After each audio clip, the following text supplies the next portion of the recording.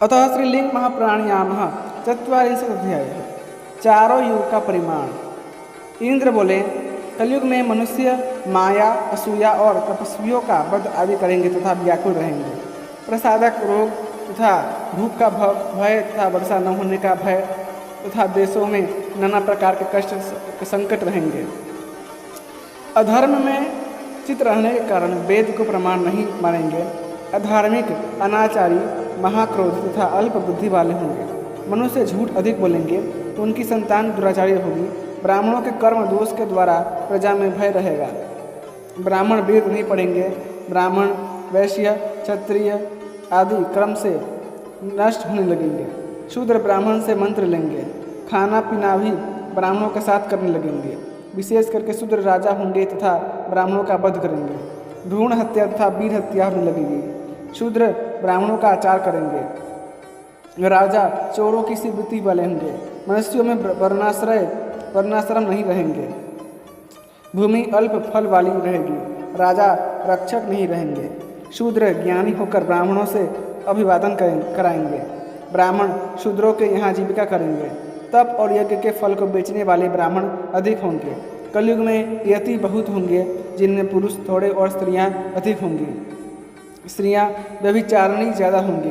पृथ्वी राजा से शून्य हो जाएंगी। देश देश तथा नगर नगर में मंडल बनाए जाएंगे। शासन प्रजा की रक्षा नहीं कर सकेगा। त्रेता में 1 वर्ष में जो धर्म फल देता था और द्वापर में 1 माह में, वही धर्म कलयुग में 1 दिन में फल देने वाला होगा।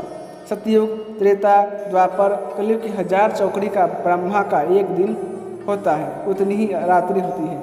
इसी प्रकार 71 चतुर्युगी का 1 मनवंतर होता है। यही मनवंतर का लक्षण बतलाया है। यही युगों का संक्षेप में लक्षण कहा तथा यह मनवंतरों का लक्षण है। कल्प कल्प में इसी प्रकार व्यवस्था होती है। इसी प्रकार प्रत्येक कल्प में ऋषि लोग, मनुष्यों का लोक तथा वर्णाश्रमों का विभाग युग युग में होता रहता है। प्रभु युग युग में युगों के स्वभाव वर्णाश्रमों के विभाग युग सिद्धि के लिए करते हैं। इस प्रकार युगों का परिमाण तुमसे कहा। अब संक्षेप से देवी के पुत्रों का वर्णन करूँगा। अतः श्रीलिंग महाप्राणायाम 44 अध्याय संपूर्ण। अतः श्रीलिंग महाप्राणायाम 1:44 अध्याय। इंद्र द्वारा शिव की शक्ति का वर्णन और ब्रह्मा की उत्पत्ति। इंद्र बोले, भगवान पितामह ने हजारों वर्षों के अंत में प्रातः काल में पूर्ववत सृष्टि की रचना की। द्विपरार्ध के अंत में जब पृथ्वी जल में डूबी थी, जल अग्नि में लीन था, अग्नि वायु में, वायु आकाश में, सभी इंद्रियां और तन्मात्रा सहित आकाश अहंकार में, अहंकार महत तत्व में, महत तत्व अव्यक्त में लीन था, अव्यक्त भी अपने गुणों के साथ शिव में लीन था। तब सृष्टि की उत्पत्ति कमल योनि ब्रह्मा ने की तथा मानस पुत्रों को उत्पन्न किया। शिव की प्रसन्नता के लिए उन्होंने बहुत ही कठोर तप किया। तब ब्रह्मा के ललाट को भेदन करके स्त्री पुरुष दोनों रूप में शिव उत्पन्न हुए और ब्रह्मा से बोले कि मैं तुम्हारा पुत्र हूँ। पुत्र महादेव अर्धनारीश्वर रूप हुए, जो ब्रह्मा सहित जगत को दहन करने लगे, और अर्थ मात्रा में भगवती कल्याणी परमेश्वरी हुई, जिसको शिव ने जगत की वृद्धि के लिए उत्पन्न किया। उससे हरि और ब्रह्मा आदि की उत्पत्ति की। इसलिए ब्रह्मा और विष्णु महादेवी के अंश से उत्पन्न हुए। नारायण भगवान ने भी अपने शरीर के 2 भाग किए और अपने अंश से चराचर जगत की रचना की। ब्रह्मा ने पुनः 10,000 वर्षों तक शिव की तपस्या की। तब नील लोहित शिव की ब्रह्मा के ललाट से पुनः उत्पत्ति हुई। तब ब्रह्मा ने उन नील लोहित की हाथ जोड़कर प्रार्थना की। ब्रह्मा जी कहने लगे, हे सूर्य के समान अमित तेज वाले, हे भव, हे देव, आपको नमस्कार है। आप सर्व हो, क्षिप्त रूप हो, ईश्वर रूप हो, वायु रूप हो, सोम रूप हो, यजमान रूप हो। हे प्रभु, आपको नमस्कार है। पितामह के इस रूप को जो पढ़ता है वह 1 वर्ष में ही अष्टमूर्ति शिव की सायुज्यता मोक्ष को प्राप्त हो जाता है। अष्टमूर्ति भगवान शिव की भानु, अग्नि, चंद्र, पृथ्वी, जल, वायु, यजमान और आकाश रूप वाली कही गई है। अष्टमूर्ति शिव के प्रसाद से ब्रह्मा ने अखिल जगत की रचना की। चराचर जगत के लय के संबंध में प्रजा की रचना के लिए ब्रह्मा ने तप किया था। बहुत समय तक जब कहीं कुछ नहीं देखा तो ब्रह्मा को क्रोध आया। क्रोध से ब्रह्मा के आंसू गिरे और आंसुओं से भूत प्रेत पिशाच उत्पन्न हुए। उनको देखकर ब्रह्मा ने अपनी आत्मा की निंदा की तथा क्रोध में आकर अपने प्राणों का त्याग कर दिया। तब प्राणमय रुद्र अर्धनरीश्वर ब्रह्मा के मुख से उत्पन्न हुए और शिव अपनी आत्मा को 11 रूपों में बांटते वह जो 11 रुद्र हुए, आधे अंश से उमा भगवती को रचना जो लक्ष्मी, दुर्गा, रुद्री, वैष्णवी आदि नामों से कही गई है। मरे हुए ब्रह्मा के लिए भगवान शिव ने प्राणों का दान दिया था। ब्रह्मा जी प्रसन्न होकर उठ पड़े। शिव जी बोले, हे जगत गुरु ब्रह्मा जी, मैंने तुम्हारे प्राण स्थापित कर दिए हैं, तुम उठो। ब्रह्मा शिव जी को देखकर बोले, हे महाराज, आप अष्टमूर्ति तथा 11 मूर्ति वाले कौन हो? शंकर बोले, मुझे तुम परमात्मा समझो तथा यह माया को तुम अजा समझो। ये 11 रुद्र हैं जो तुम्हारी रक्षा के लिए यहाँ आए हैं।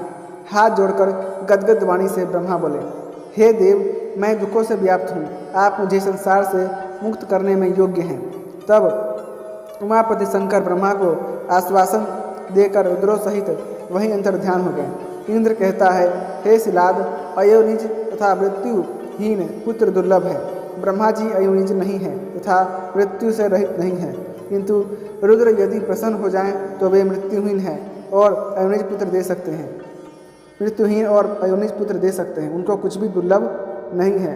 ब्रह्मा, विष्णु तथा मैं अयोनिज और मृत्यु रहित पुत्र देने में असमर्थ हैं। सलादी बोले, इस प्रकार मेरे पिता शिलाद को कहकर इंद्र अपने सफ़ेद हाथी पर बैठकर चले गए। अतः श्रीलिंग महाप्राणायामः 144 अध्याय है संपूर्ण। इसी के साथ श्रीलिंग महाप्राण का 141वां अध्याय समाप्त हुआ। अतः श्रीलिंग महाप्राणायामः 244 अध्याय। नंदीश्वर की उत्पत्ति का वर्णन। सूत जी कहते हैं, वरदान देने वाले इंद्र के चले जाने पर शिलाद ने शिव की प्रसन्नता के लिए तपस्या की। देवताओं के हजारों वर्ष क्षण की तरह बीत गए। शरीर में बमई बन गई, कीड़े दिमक लग गए, अस्थि मात्र शरीर रह गया। तब शंकर जी प्रसन्न हुए और उसके शरीर पर हाथ फेरा, जिससे वह हृष्ट पुष्ट शरीर से युक्त हो गया। उसने उमा और गणों सहित शिव के दर्शन किए। शिव जी ने उससे कहा कि हे शिलाद, तुझ मैं सर्वज्ञ और सर्वशास्त्र पारंगत पुत्र दूंगा।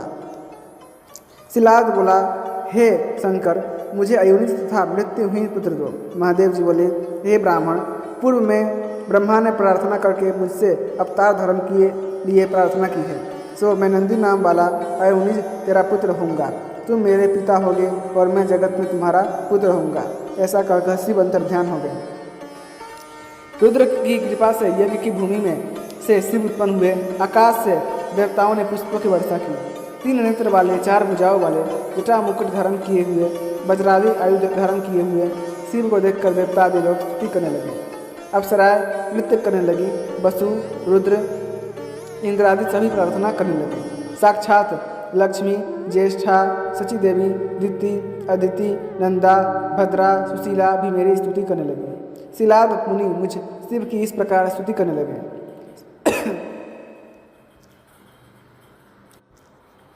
शिलाद बोले, हे त्रयंबक, हे देवेश, जगत की रक्षा करने वाले, तुम मेरे पुत्र रूप में आए हो।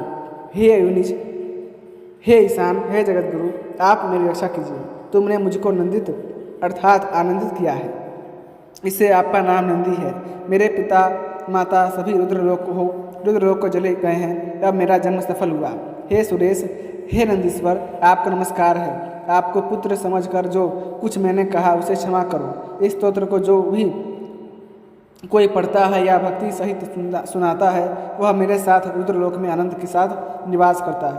तब बाल रूप शिव को प्रणाम करके शिलाद कहने लगे, हे मुनीश्वरों, मेरे उत्तम भाग्य को देखो, जो कि नंदीश्वर मेरे पुत्र रूप में यज्ञ भूमि से उत्पन्न हुआ है। मेरे समान लोक में देव दानव कोई भी भाग्यशाली नहीं है। इसके लिए नंदीश्वर साक्षात शिव यज्ञ भूमि से उत्पन्न हुए हैं। अतः श्रीलिंग महाप्राणायामः 244 अध्याय संपूर्ण। इसी के साथ श्रीलिंग महाप्राण का 42वां अध्याय समाप्त हुआ। यदि आपको श्रीलिंग महाप्राण की कथाएं पसंद आती हैं तो कृपया करके वीडियो को लाइक करें, चैनल को सब्सक्राइब करें और अपने दोस्तों के साथ अवश्य शेयर कीजिएगा।